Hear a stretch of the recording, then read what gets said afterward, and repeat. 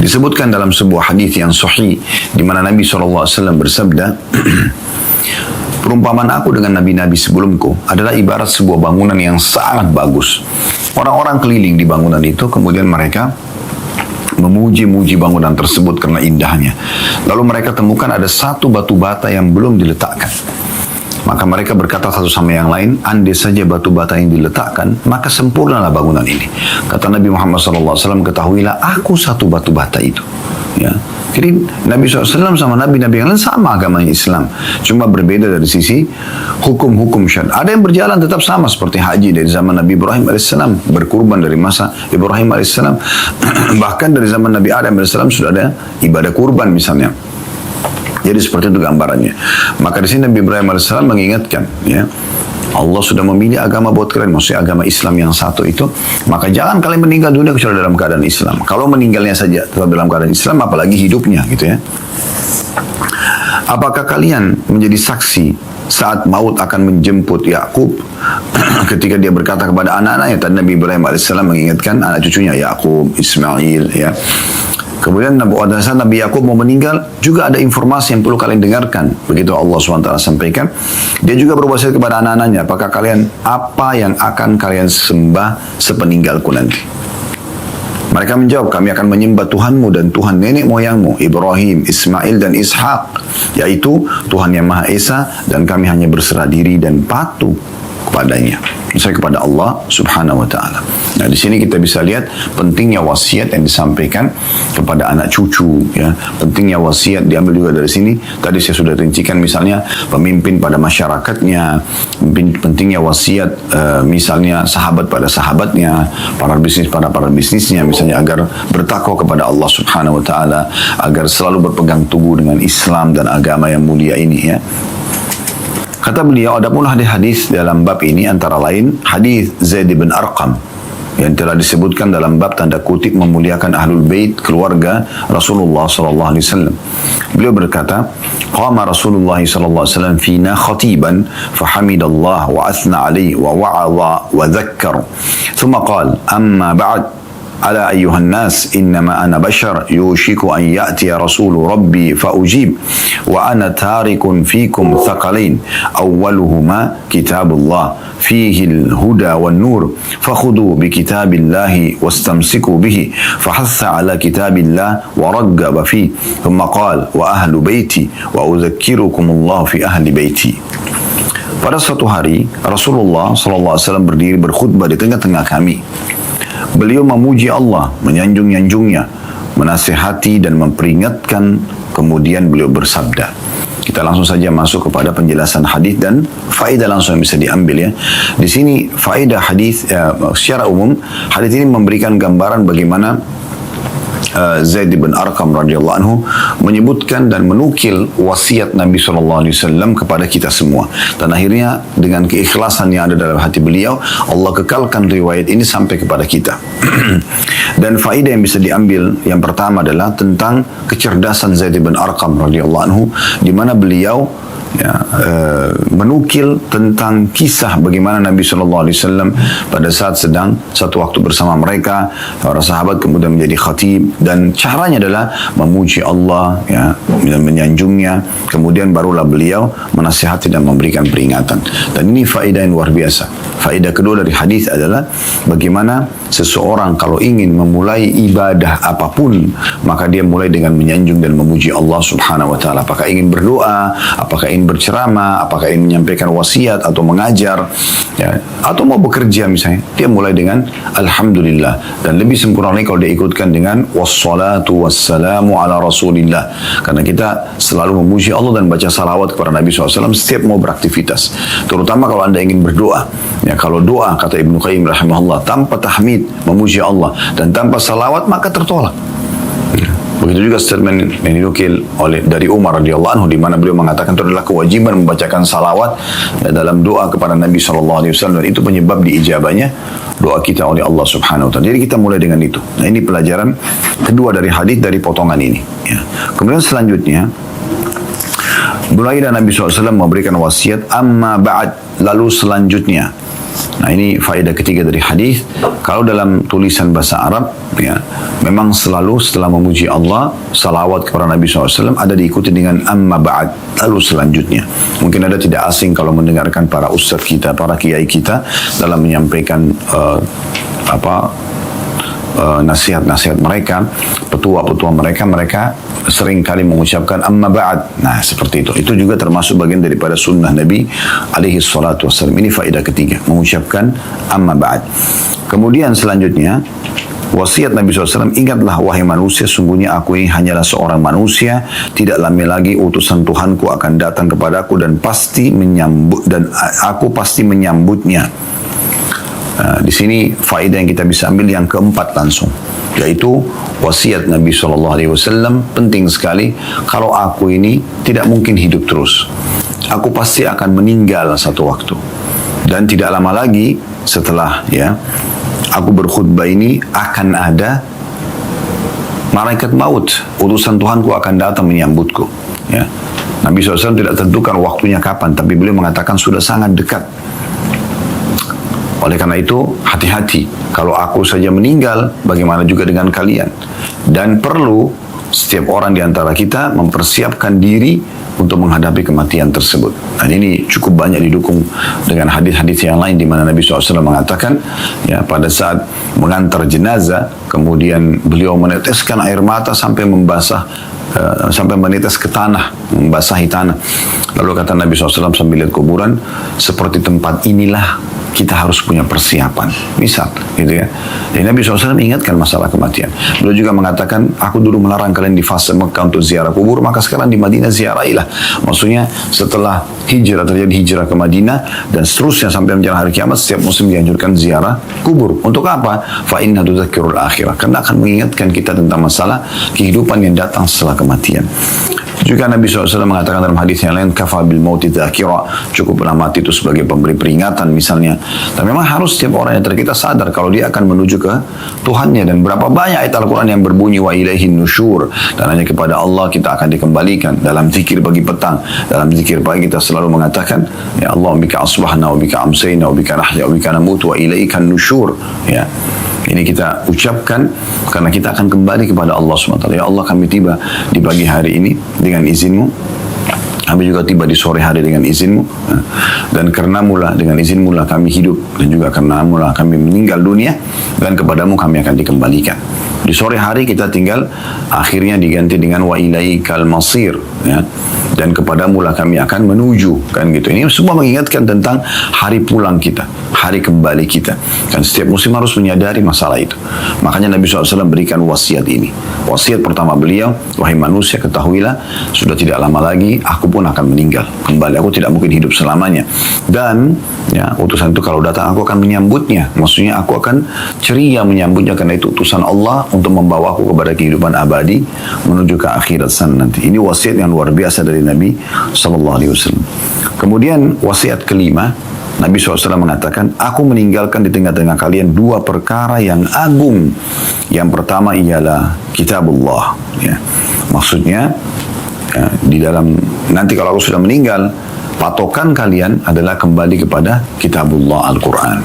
Ini faedah yang kelima dari hadis, yaitu pentingnya setiap muslim apapun yang dia sedang ingin lalu dalam kehidupannya atau dia lalu dalam kehidupannya selalu berpatokan pada Al-Quran, kitabullah. Kita berpegang teguh pada kitabullah agar benar-benar kita menjaga isinya, kandungannya, gitu. Mengamalkanlah, kita membacanya, mentadabburi, merenungi ayatnya, menghafalnya dan mengaplikasikan dalam kehidupan kita. Jadi selalu tolok ukurnya adalah Al-Quran. Kalau Al-Quran mengatakan itu boleh, maka kita anggap boleh. Siapa yang sesuai dengan Al-Quran, kita benarkan dia. Siapa yang kita katakan tidak boleh, yang tidak boleh dalam Al-Quran. Dan juga siapa yang bertolak belakang, tetap memaksakan untuk melanggar, kita katakan dia salah. Seperti itu. Wasiat keenam, di sini kata Nabi SAW sebelum wasiat ke-6, kata Nabi SAW, aku meninggalkan tengah-tengah kalian dua perkara agung. Yang pertama adalah kitabullah, dan di dalamnya ada petunjuk dan cahaya. Maka ambillah kitab Allah dan berpegang teguhlah dengannya. Maka beliau pun menyuruhkan dan menganjurkan untuk mengikuti kitabullah. Ya, ini yang diwasiatkan oleh Nabi SAW. Artinya jangan sampai tinggalkan kitabullah, baca. Kitab itu turun dari langit, dari sang pencipta Allah Subhanahu Wa Taala, langsung penuh dengan petunjuk, penuh dengan cahaya. Apapun yang kalian inginkan ada di sana, dan selalu ini jadi patokannya. Al-Quran, Al-Quran. Dalam riwayat lain beliau mengatakan dua perkara, yaitu kitabullah wa sunnati, berpegang pada kitabku dan sunnahku. Gitu. Nah, ini supaya umat Islam berpegang teguh pada hal tersebut. Ini faedah kelima. Faedah keenam, beliau mewasiatkan kepada kita juga semua umatnya agar memperhatikan hak keluarga beliau sallallahu alaihi wasallam, ya, sambil mengatakan, dan keluargaku, aku peringatkan kalian takutlah kepada Allah terhadap keluargaku. Hadis riwayat Muslim. Maksudnya Nabi sallallahu alaihi wasallam berwasiat agar setiap muslim memuliakan keluarga Nabi alaihi salatu wassalam. Dan tidak asing lagi tentunya kita memuliakan para ahli bait, ya, kita selalu membacakan salawat kepada mereka pada saat sedang sholat. Ya, kalau kita mengetahui mereka turunan Nabi SAW, kita muliakan. Tetapi ini tentu bukan berarti kita membiarkan mereka dalam kesalahan mereka atau maksiat mereka, tidak. Karena kalau ada orang yang melakukan kesalahan, tetap saja akan dihukum oleh Allah SWT walaupun keluarga Nabi alaihi salatu wassalam. Tapi kalau kita temukan misalnya ada orang di antara ahli bait dan juga selain ahli bait, mereka dua-duanya baik, maka kita lebih memuliakan ahli bait. Itu sudah menjadi syariat Nabi alaihi salatu wassalam. Dan setiap muslim tentunya sebagai bentuk cintanya kepada Nabi alaihi salatu wassalam, dia juga akan mencintai ahlul bait. Ahlul bait ini masuk dalamnya adalah keturunan Nabi sallallahu alaihi wasallam dan juga pasangan hidup beliau sallallahu alaihi wasallam. Ya, sebagaimana Allah Subhanahu wa taala menyebutkan kalau para istri pun ahlul bait, ya, mereka juga bagian daripada keluarga, gitu kan. Karena orang kalau sudah menikah dengan seorang laki-laki nikah sama wanita, kemudian tidak bercerai semasa hidupnya, maka dia juga akan bersama-sama di akhirat nanti. Maka dalam pemahaman ahli sunnah wal jamaah, semua yang berhubungan dengan Nabi SAW, maksudnya punya hubungan kekerabatan, baik dari jalur pernikahan atau langsung dari nasab, maka dinamakan ahlul bait, ya. Dan kita tentu semuanya menjaga hak-hak mereka, memuliakan mereka, gitu kan, dan memberikan kedudukan yang baik, karena memang mereka adalah keturunan langsung Nabi alaihi salatu wassalam. Kalau ada orang yang berdusta dengan nasabnya, dia mengatakan di al-bait tapi sebenarnya bukan, itu urusan dia dengan Allah Subhanahu wa taala. Tidak perlu kita campur ke sana. Yang penting kita melihat secara zahir. Orang mengatakan di al-bait, kita mengatakan iya. Kalau misalnya dia melakukan satu perbuatan baik, kita dukung. Kalau dia memiliki kemuliaan, kita muliakan. Kalau dia melakukan kesalahan, kita ingatkan. Ya, seperti itu gambarannya. Tapi jadi saksi bahasan kita di faedah yang keenam adalah bagaimana Nabi SAW juga berwasiat kepada umatnya untuk memberikan perhatian kepada keluarga beliau sallallahu alaihi wasallam. Selanjutnya hadits nomor 717 dari Abu Sulaiman Malik bin Al-Huwairith radhiyallahu anhu, beliau berkata, "Ataina Rasulullah sallallahu alaihi wasallam wa nahnu syababatun mutaqaribun fa aqamna 'indahu 20 lailah.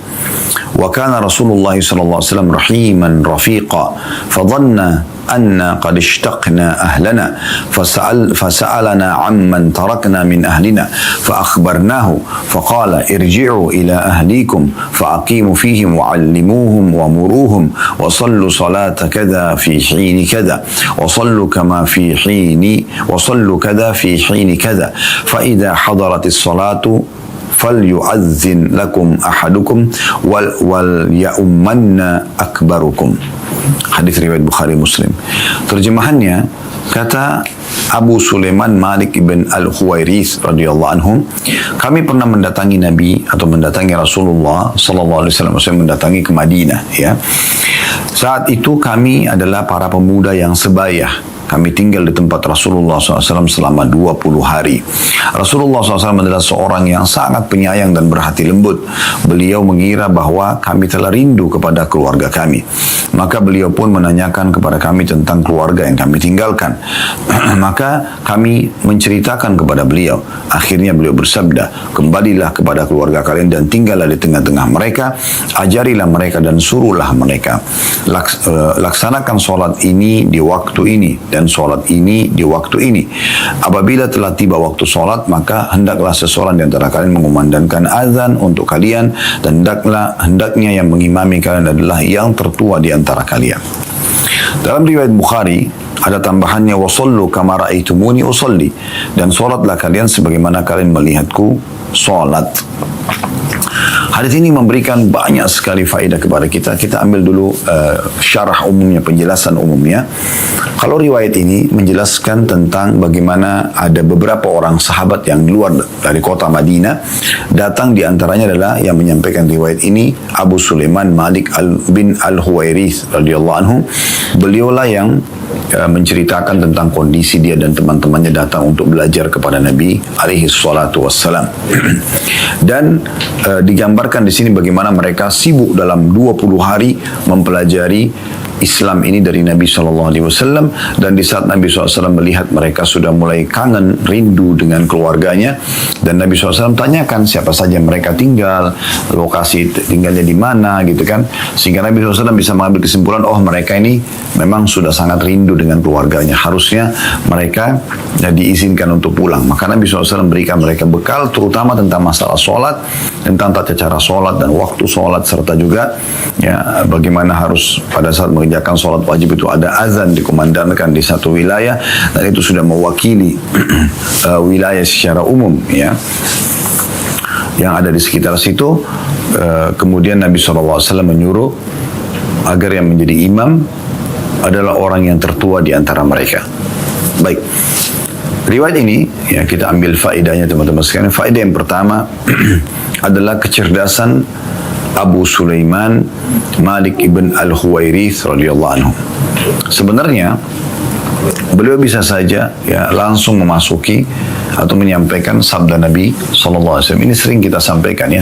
Jadi salah satu ciri khas yang kita coba terapkan dalam bahasan hadis adalah kalau ada sahabat yang menyampaikan awal kisah terjadinya penyampaian hadis itu, kita jadikan sebagai pegangan kita. Ya, kita jadikan sebagai kelebihan tersendiri, karena dengan itu kita jadi bisa faham apa yang sedang terjadi pada saat itu. Karena Abu Sulaiman bisa saja langsung mengatakan, ya sungguhnya Nabi SAW mewasiatkan kami agar kami sholat ya tepat waktu, dan kami juga ya menunjuk satu muadzin dan menjadikan orang tertua dan kami sebagai imam.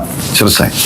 Tapi di sini subhanallah, dengan dia menyampaikan ternyata dia datang dengan teman-teman yang sebaya dengan dia, kemudian duduk 20 hari di kota Rasulullah SAW, belajar dari Nabi SAW, lalu menyebutkan tentang ciri Nabi.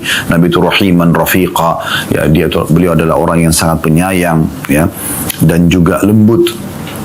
Kemudian juga mereka setelah dilihat oleh Nabi SAW muncul seperti rasa kangen karena sering menyebut-nyebut tentang keadaan keluarga dan perkampungan mereka, maka Nabi SAW izinkan mereka pulang. Nah ini kan perlu untuk kita ketahui, kan dari sini pun kita akan ambil faedah-faedah yang sangat banyak. Itu kurang lebih gambarannya. Baik, kita ambil faedah pertama berarti tentang kecerdasan Abu Sulaiman Malik bin Al-Huwairith radhiyallahu anhu, bagaimana beliau mendatangkan awal kisah daripada wasiat Nabi SAW kepada beliau dan juga teman-temannya. Faedah kedua dari hadis adalah pentingnya seseorang muslim untuk datang menuntut ilmu. Ingat teman-teman sekalian, ilmu itu harus dicari. Tidak ada orang di antara kita yang lahir dalam kondisi sudah alim, sudah faham agama ini. Harus belajar.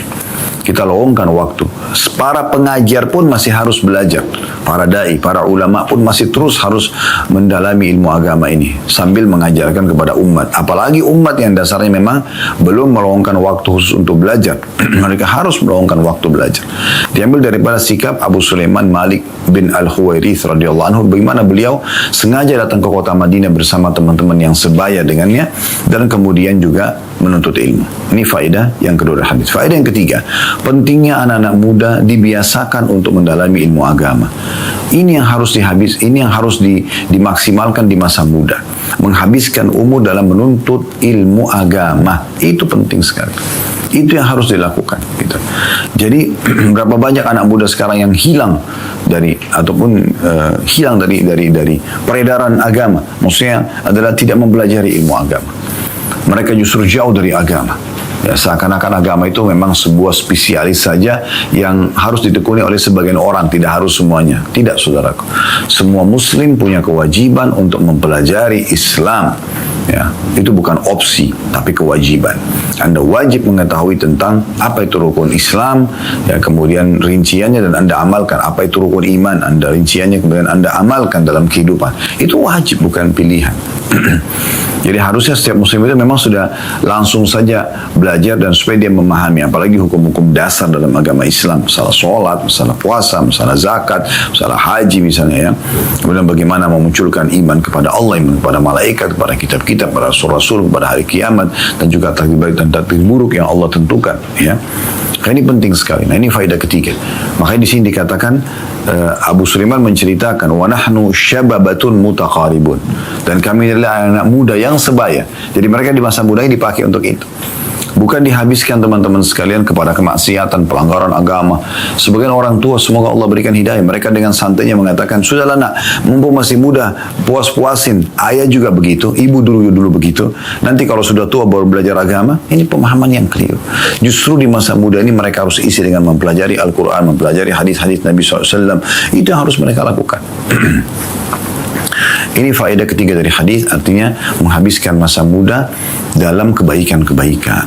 Karena masih energinya, ya potensinya itu masih sangat besar. Tubuhnya masih sehat, matanya masih terang. Ya. Faedah daripada keempat, ya, pentingnya orang juga kalau menuntut ilmu meluangkan waktu. Walaupun di sini disebutkan 20 hari, tetapi penting seseorang datang kepada satu syekh, satu alim, satu orang kiai, ya, guru, ustadz yang dia datang, lalu dia duduk, dia belajar. Tidak cukup orang belajar sehari 2 hari. Di sini disebutkan 20 hari bukan berarti pembatasannya 20 hari, tetapi menandakan memang ada waktu yang mereka lowongkan untuk itu. Tiap hari mereka duduk, kayak kita mungkin sekarang pesantren kilat, mungkin dia datang satu pesantren, dia duduk 20 hari, 2 minggu, seminggu, 1 bulan misalnya, untuk menekuni atau membahas satu bab tertentu dari bab-bab ilmu agama. Tentu tidak mungkin mempelajari semua agama di dalam 20 hari tersebut. Dan kita bisa fahami dari akhir hadits ini, ternyata memang yang banyak mereka pelajari adalah masalah sholat, yang merupakan rukun Islam yang kedua setelah syahadat. Terbukti Nabi SAW ingatkan mereka tentang masalah sholat yang sudah mereka pelajari selama 20 hari itu. Ini faedah ya, yang keempat dari hadis. Ya. Faedah kelima dari hadis adalah penyebutan tentang masalah sifat Nabi SAW. Beliau rahiman rafiqa. Beliau sangat penyayang. Dan juga beliau sangat lembut pada semua orang. Kita bisa bayangkan kalau orang yang baru datang saja, baru kenal beliau sudah seperti ini sifatnya, bagaimana dengan keluarganya, bagaimana dengan para istrinya, anak-anaknya. Beliau terkenal sangat rahim, penyayang, dan juga rafiq, ya, lembut. Ini cirinya. Kejantanan teman-teman sekalian bagi kaum laki-laki bukan dinilai daripada kerasnya orang, kasarnya misalnya, bukan. Tapi bagaimana dia menunjukkan sikap dewasanya. Dia bisa tegas ya, pada hal-hal tertentu. Nabi SAW tegas di beberapa keadaan, seperti pada saat para ummahatil mukminin menuntut naik nafkah misalnya. Beliau tegas. Tapi di sisi lain beliau penuh dengan kasih sayang. Beliau penuh dengan perhatian, ya. Nah, ini harus diperhatikan, merupakan kewajiban, ya. Maksudnya fasilitas tempat tinggal, transportasi, uang makan dan minum secukupnya yang dia mampu, dan dia berlaku adil di antara para istri ataupun anak-anaknya, maka itu adalah hal kewajiban dan bukan pilihan tentunya, ya. Dan kata Nabi SAW, irhamu man fil ardi yarhamkum man fis sama. Selalulah kasihani, ya, sayangi, ya, siapa yang ada di muka bumi, maka yang di langit akan menyayangi kalian. Dan ini subhanallah satu hal yang luar biasa. Pasti orang kalau menyayangi dia akan disayang. Beda dengan orang kalau membenci, suka mencari kesalahan, maka dia pun akan mendapatkan respon yang sama dari orang-orang yang diajak berbicara. Nah, ini faedah kelima dari hadis, ya, yang kita bisa pelajari. Faedah yang keenam, tentang pentingnya seseorang kalau memang merasa rindu dengan keluarganya, istrinya kah, suaminya kah, anaknya kah, orang tuanya kah, maka tidak ada masalah mereka kembali dan berkumpul, ya, dengan keluarganya. Itu dibolehkan dalam agama Islam.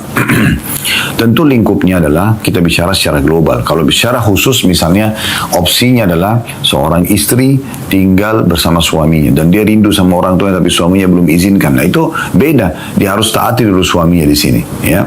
Tapi secara umum kita belajar di sini dari hadis, ya, ini faedah keenam dari hadis. Bagaimana kalau seseorang itu kangen dan rindu sama keluarganya, selama itu punya hubungan. Dan ini tidak ada kemaksiatan ya, bukan misalnya laki-laki kangen sama sepupu perempuannya, kemudian dia mau kangen-kangenan, mau maksiat, itu tidak masuk dalam bahasan kita. Tapi secara umum, orang rindu dengan orang tuanya, orang tua rindu sama anaknya. Wajar sekali orang tua di kampung sana mengatakan pada kita, nak ibu kangen, nak ayah kangen, tolong datang misalnya, kan gitu. Atau Anda memberikan kesempatan mereka didatangkan di kota yang Anda ada setelah Allah SWT bukakan pintu rezeki buat Anda. Maka itu yang dimaksud di sini, ya. Namun daripada potongan hadis, bagaimana waktu Nabi SAW sudah menanyakan tentang kerabat mereka, kemudian mereka sudah menjelaskan, dan akhirnya Nabi merasa, oh mereka ini kangen, udah disuruh pulang, gitu kan? Disuruh pulang untuk bertemu dengan kerabat mereka, karena itu alami, ya. Makanya kata Nabi SAW, irji'u ila ahlikum, pulanglah kalian ke keluarga-keluarga kalian tadi. Ini faedah yang ke-6 dari hadis. Faedah yang ke-7 dari hadis adalah ini wasiat Nabi SAW pada saat mereka mau pergi, fa'akimu fihim, ya, maksudnya dirikanlah solat di tengah-tengah mereka, wa'allimuhum, ajarkan mereka agama, wa'muruhum, dan perintahkan mereka untuk patuh kepada agama ini. Ini wasiat luar biasa ini. Kita masuk wasiat, kita pecahkan yang rincikan. Wasiat yang ke-7 adalah perintah untuk mengerjakan sholat. Ingatlah sholat ya, misalnya orang tua meninggalkan anaknya di satu lembaga pendidikan, misalnya pesantren, ingat sholat ya nak, mau safar, ingat sholat ya nak, gitu. Mau pergi pertandingan, misalnya ada seorang atlet, ingat sholat ya nak, misalnya seorang buta akan bertugas satu negara, ingat sholat ya nak, wasiatkan selalu masalah sholat itu. Ya. Setiap ketemu sama anak-anak di rumah, yang pertama ditanya, sudah sholat belum nak? Sholat nomor 1. Ya. Ini yang harus betul-betul kita tekankan agar orang yang sedang kita ajak bicara memahami memang sholat ini penting sekali untuk dijaga. Nah itu penting. Ini luar biasa. Dan ini tentunya berhubungan dengan masalah sholat di mana kita harus mengetahui sholat itu terkumpul padanya 3 hal kalau Anda mau sempurna pahalanya. Yang pertama adalah tepat waktu, yang kedua adalah tepat gerakan dan bacaan, ya. Dan tepat bacaan, dan yang ketiga tepat gerakan.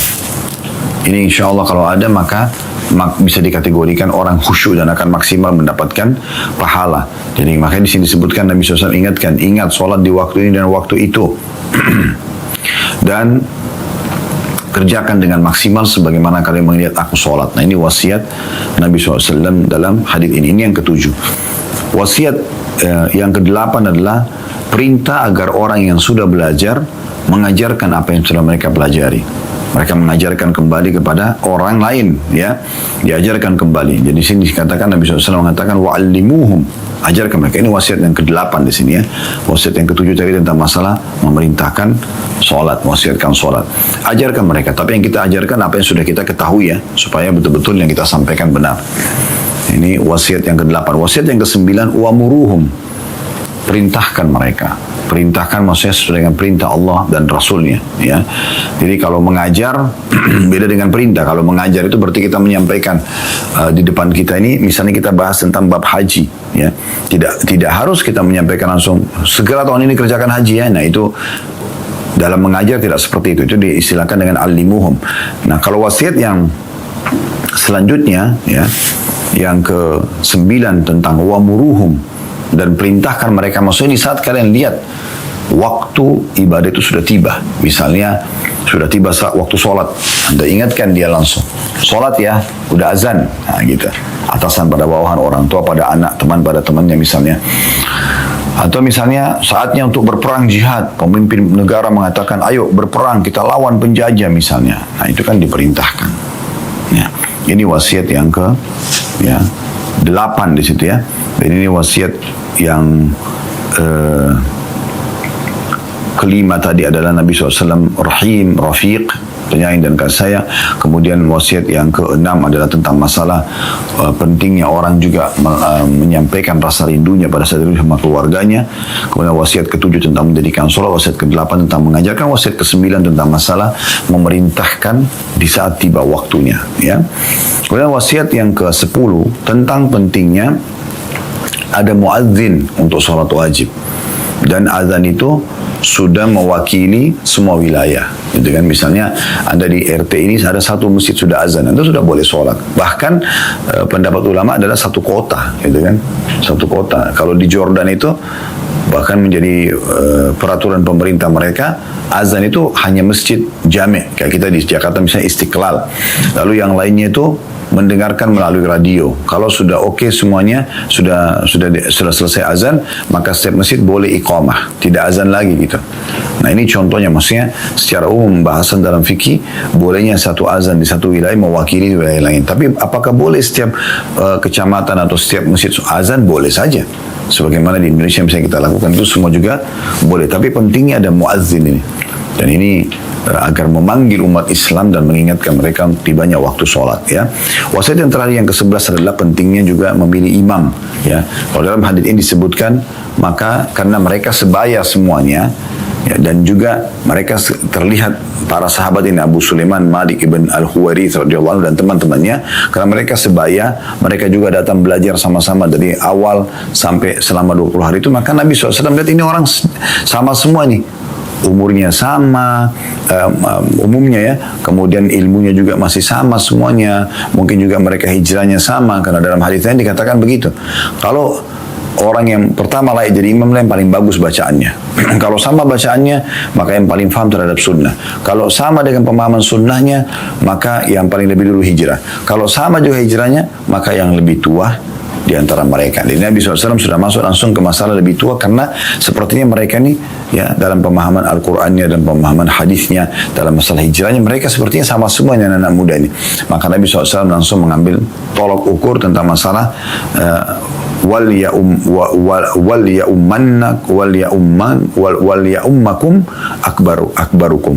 ummakum akbarukum. Jadi harusnya yang lebih tua dialah yang mengimami di antara kalian, ya, karena mereka ini akan pulang nanti menjadi pengajar di perkampungan mereka. Ini riwayat yang muttafaqun alaih Bukhari Muslim. Dalam riwayat lain, ini kita bisa tambahkan sebagai faedah terakhir yang ke-12, adalah riwayat Bukhari, wa sallu kama ra'aitumuni usolli, dan salatlah kalian sebagaimana kalian salat, ya, sebagaimana kalian melihat aku salat. Ini penting sekali wasiat Nabi SAW. Artinya semua ibadah, saudaraku seiman, harus sesuai dengan panduan Nabi alaihi salatu wassalam.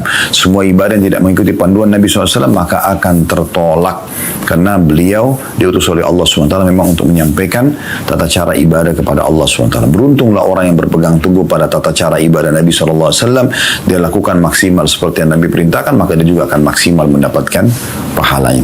Baik teman-teman sekalian, kita melanjutkan lagi sisa hadis dalam bahasan kita. Hadis nomor 718, 719 sampai 720 dan 21 insyaAllah. Kita akan coba tuntaskan satu bab ini pada kesempatan pertemuan ini insyaAllah. Baik, hadis nomor 718 dalam masalah saling memberikan wasiat dan juga mendoakan, yaitu hadis dari Umar radhiyallahu anhu. Beliau berkata, "Ista'zantu an-nabiy sallallahu alaihi wasallam fil umrah fa'adhin wa qala la tansana ya ukhayya min du'aik fa qala kalimatan ma yasurruni anna li biha ad-dunya." Saya meminta izin kepada Nabi SAW, ini kata Umar radhiyallahu anhu, untuk melakukan ibadah umrah. Maka beliau mengizinkan dan bersabda, "Wahai saudaraku, janganlah melupakan kami dalam doamu." Beliau mengucapkan satu kalimat yang lebih membahagiakanku daripada aku memiliki dunia. Dalam riwayat lain, beliau SAW bersabda, "Asyrikna ya ukhayya fi du'aik." Sertakan kami dalam doamu, wahai saudaraku. Diriwayatkan oleh Abu Dawud, Tirmidzi, dan beliau berkata, hadis ini adalah hasan sahih. Hadis ini teman-teman sekalian memberikan gambaran kita secara global dulu sebelum masuk faidah tentang pentingnya bagaimana seorang muslim selalu berharap selain dia berdoa, dia juga memohon agar saudara-saudaranya mendoakan. Dan itu hal yang boleh saja kita sampaikan. Apalagi kalau memang dia sedang, saudara kita ini sedang akan mendapatkan kesempatan waktu-waktu mustajab, misalnya kayak mereka akan safar, karena safar termasuk salah satu penyebab doa diterima, ya. Atau mungkin dia sedang berpuasa misalnya, atau mungkin dia sedang sholat malam misalnya, ya, atau dia sedang melakukan ibadah yang lain seperti misalnya hadiri haji di Arafah misalnya, maka semua itu boleh saja kita mendoakan. Atau secara umum kita bertemu lalu mengatakan jangan lupa ya doain saya, ikut sertakan saya dalam doa Anda secara khusus ya, sebutin nama saya misalnya, maka itu dibolehkan dalam agama. Nah ini globalnya daripada hadis ya. Baik, kita masuk kepada faedah hadis. Faedah yang pertama tentang pentingnya seorang muslim selalu peduli dengan masalah ya, peduli dengan masalah umroh ya, dengan masalah umroh. Dia peduli dengan umroh. Bagaimana dia di saat Allah berikan kesempatan dia mengerjakan ibadah umroh. Diambil daripada potongan perkataan Umar radhiyallahu anhu ya. Beliau mengatakan sesungguhnya saya telah izin, atau saya satu waktu pernah izin kepada Nabi SAW agar melaksanakan ibadah umrah. Dan ibadah umrah ini ibadah yang mulia di saat Allah SWT berikan kesempatan, dan coba raih selalu kesempatan untuk itu ya. Datang ke Baitullah, kemudian tawaf, sholat di sana, sholat di belakang makam Ibrahim sambil berdoa, kemudian juga Anda sa'i, Anda tahallul. Ini semua bagian daripada yang luar biasa. Dan terlalu banyak keutamaan hadis, keutamaan yang menyebutkan dalam hadis tentang masalah umrah dan haji. Di antaranya al-umrah mukaffaratun lima bainahunna idza sumibatil kabair. Antara umrah dengan umrah setelahnya maka akan ya membersihkan dosa di antara keduanya selama dosa-dosa besar dihindari, selama dosa-dosa besar dihindari. Jadi ini penting sekali untuk difahami baik-baik tentu teman-teman sekalian. Dan hadis Nabi SAW yang lain, tabi'u, selalu ya kerjakan secara berurut ya haji dan umrah, karena keduanya akan menghilangkan ya, fa innahuma yanfiyani al-faqra ya wal-dzunub ya, karena keduanya akan menghilangkan, membersihkan kemiskinan dan juga dosa-dosa gitu kan. Sebagaimana pandai besi menghilangkan karat dari emas, perak dan juga ya besi itu sendiri ya.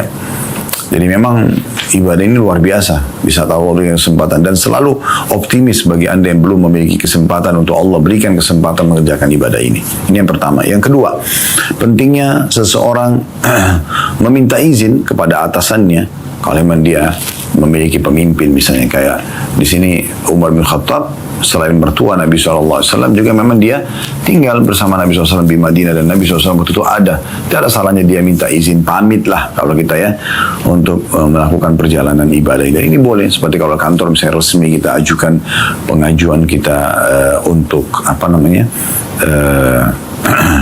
izin agar kita bisa melakukan ibadah gitu ya.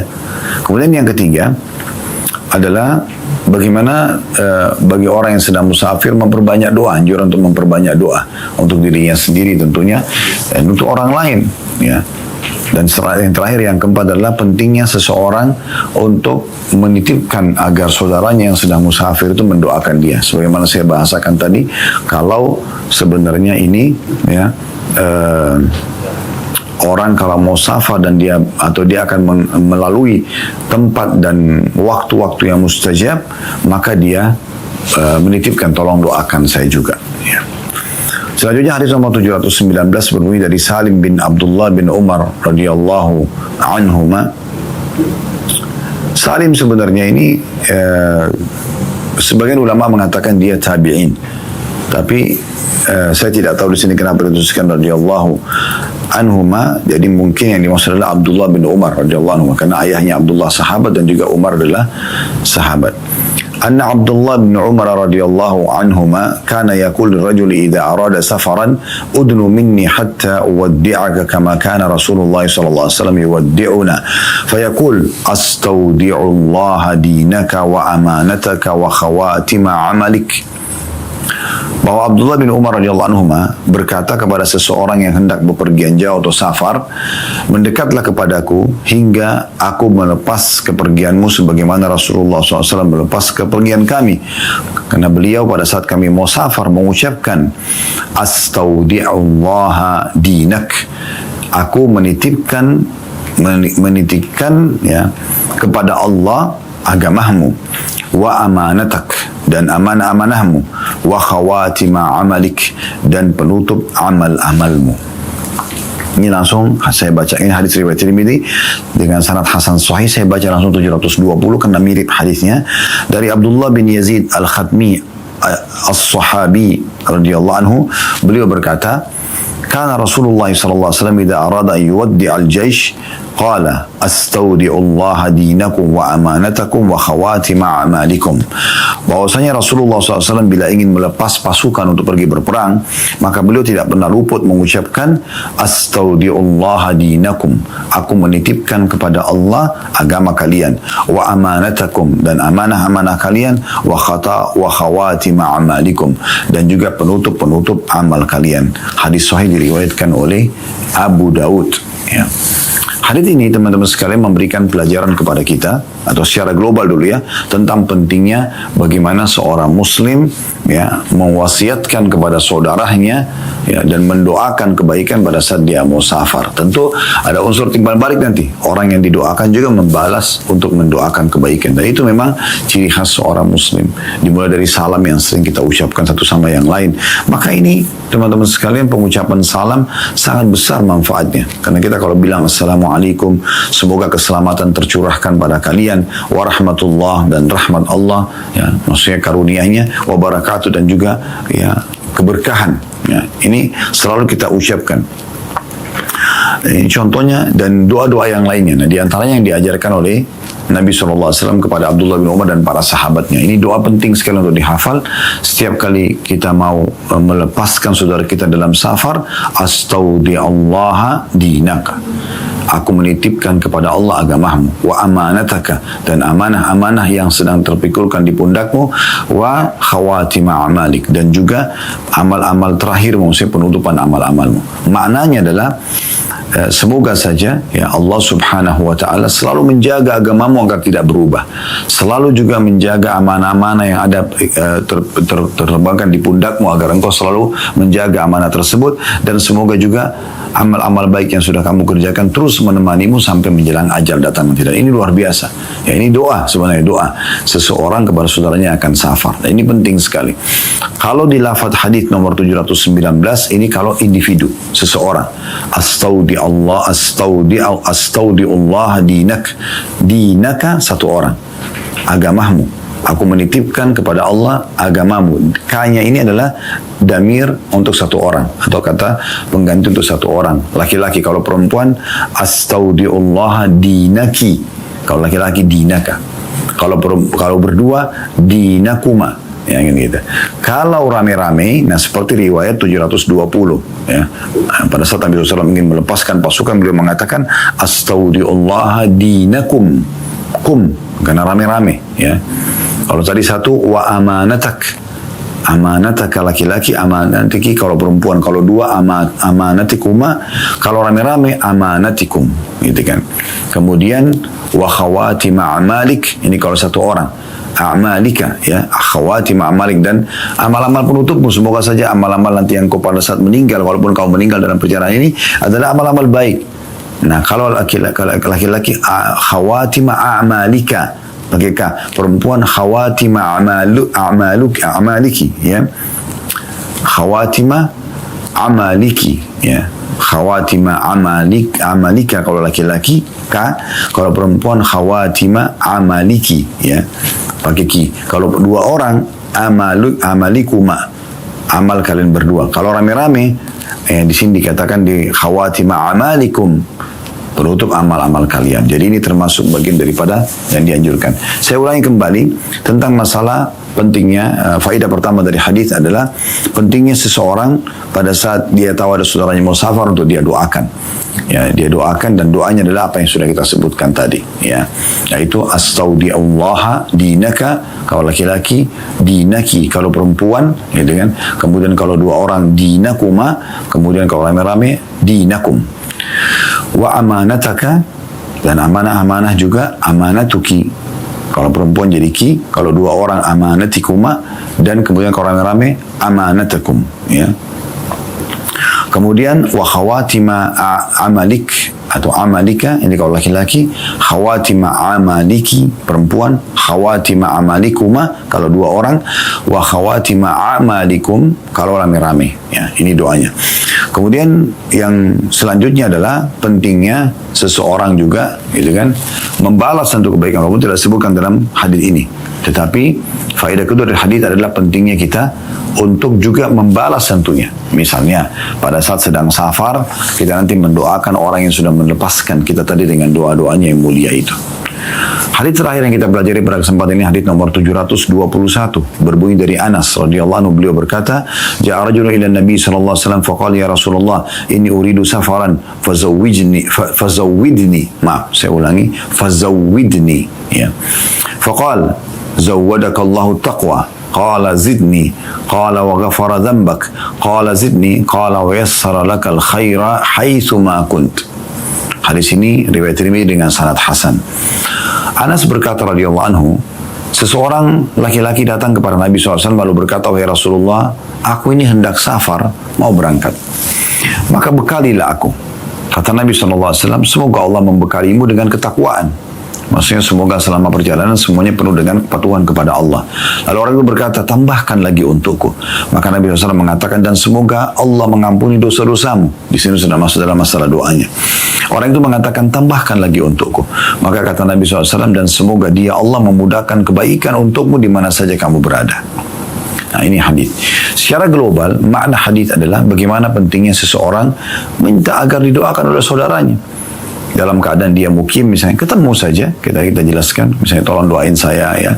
Atau saudara kita ini orang A, orang saleh, orang alim, atau misalnya kita tahu dia akan sholat malam, jangan lupa doain saya di sholat malamnya, atau dia lagi safar, mau safar misalnya, ini penting kita berikan wasiat. Tadi kita bahas tentang Nabi Ibrahim AS di awal bab kita, kalau merasa sudah sakit keras mau meninggal, kita wasiatkan agar anak-anak dan cucu kita ini semuanya mereka tetap dalam ketaatan kepada Allah SWT. Nah, itu penting sekali. Nah, ini secara global daripada makna hadis tentang pentingnya setiap orang di antara kita minta didoakan atau kita mendoakan juga orang lain. Nah, itu bagian daripada syariat Islam, dan jangan pernah berhenti. Doa ini luar biasa dahsyatnya, agar sering kita ucapkan ya kata-kata yang baik, dan juga nanti akan bisa menjadi doa baik untuk diri kita, keluarga kita, dan juga untuk orang lain. Baik, kita masuk kepada faedah hadis. Faedah yang pertama adalah pentingnya seseorang, kita masuk dulu kepada kecerdasan Anas radhiyallahu anhu, di mana dia menukil tentang masalah bagaimana awal kisah Nabi SAW bertemu dengan orang ini, dan akhirnya dia pun meminta wasiat, dan Nabi SAW berikan wasiat dan juga mendoakan. Kemudian faedah kedua dari hadis adalah tentang pentingnya seorang muslim kalau dia akan safar, dia datangi orang-orang yang dituakan, orang yang bijaksana, orang saleh ya. Di sini sahabat ini mau safar, dia datang kepada Nabi SAW. Atau kalau kita mungkin dia datang kepada seorang guru ya, seorang ustadz, seorang kiai yang dianggap memang Masya Allah orangnya sangat baik dan dekat dengan Allah SWT, lalu minta agar diwasiatkan. Ini faedah kedua dari hadis. Faedah ketiga dari hadis, pentingnya saling berwasiat tentang masalah takwa kepada Allah SWT atau patuh kepada Allah Subhanahu wa ta'ala. Patuh kepada Allah SWT. Ini penting sekali. Bertakwalah kepada Allah. Itu selalu kita ingatkan ya. Dan kalau ada orang yang Allah mudahkan mengingatkan kita dengan kata-kata ini, jangan pernah tersinggung ya. Ini sangat baik. Ya, bertakwalah kepada Allah akhi, bertakwalah kepada Allah ukhti, takutlah kepada Allah, jangan sampai anda begini dan begitu. Ya, semua kita ingatkan. Ini penting sekali untuk saling mewasiatkan masalah ini. Kemudian yang keempat faedah hadis adalah bolehnya seseorang minta, misalnya dikatakan, kita bilang tolong bekali saya dengan safar ini. Misalnya guru kita atau orang yang kita tuakan tadi mengatakan, semoga Allah misalnya, atau berbekallah dengan ketakwaan, selalulah patuh kepada Allah, jangan buat dosa selama perjalanan. Boleh kita minta tambahan. Atau dia sudah doakan, semoga Allah selamatkan pergi dan pulang selamat. Kita masih bisa mengatakan, tolong tambahkan doa yang lain lagi. Tidak ada masalah. Selama tidak mengganggu orang itu, kita minta sebagaimana sahabat ini minta. Kemudian, yang kelima faedah dari hadis adalah pentingnya seseorang kalau mendoakan orang lain mendahulukan masalah memohon ampun kepada Allah SWT. Jadi baik orang itu masih hidup atau orang itu sudah meninggal, kalau kita ingin doakan orang lain, yang paling bagus kita doakan agar dosa-dosanya dimaafkan. Karena semua sumber permasalahan dalam hidup adalah dosa dan maksiat. Kalau itu sudah dimaafkan, maka akan selamatlah orang tersebut. Kemudian yang terakhir adalah wasiat yang keenam tentang masalah doa Nabi SAW, dan ini juga boleh kita ucapkan, semoga Allah mudahkan kebaikan untukmu dimanapun kau berada. Ini bagian doa yang luar biasa. Setelah kita mohonkan ampun buat dia, adalah kita berdoa pada Allah agar dimudahkan urusannya. Dan kalau Allah kabulkan itu, kalau Allah kabulkan, subhanallah, maka secara otomatis nanti kita pun akan ikut serta dalam apa yang dia sedang nikmati dalam bentuk pahala.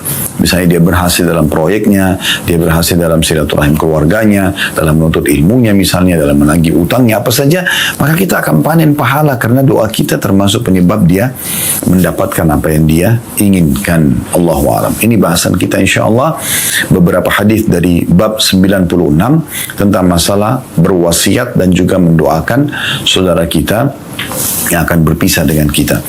Dan kita akan masuk insyaAllah ke depannya bab ke-97, bab istikhara dan musyawarah. Subhanakallahumma bihamdika, asyhadu an la ilaha illa anta astaghfiruka wa atubu ilaik. Wassalamualaikum warahmatullahi wabarakatuh.